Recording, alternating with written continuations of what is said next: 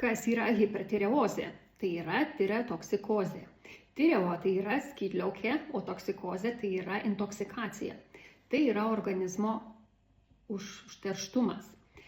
Ir mūsų didieji filtracijos organai tai yra žarnynas, kepenys, inkstai, plaučiai, oda, mūsų limfa yra užkimšti.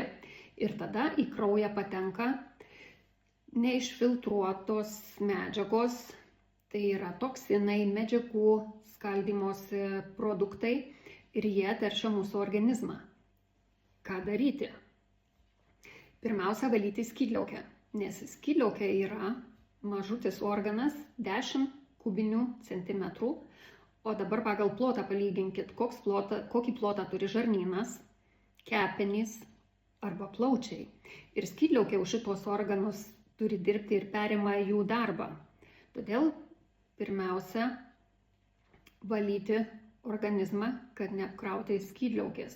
Kai nesirūpinam filtruojančių organų darbo, anksčiau ar vėliau mūsų organizme įvyks intoksikacija, tai yra užterštumas ir skydliaukės perkrova.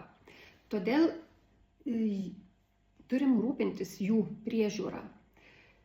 Sekti lipidų kiekį mūsų kraujyje, tai kurie rodo kepenų darbą, valyti žarnyną,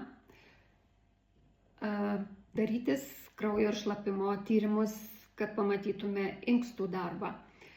Tai kelias į švaresnį organizmą.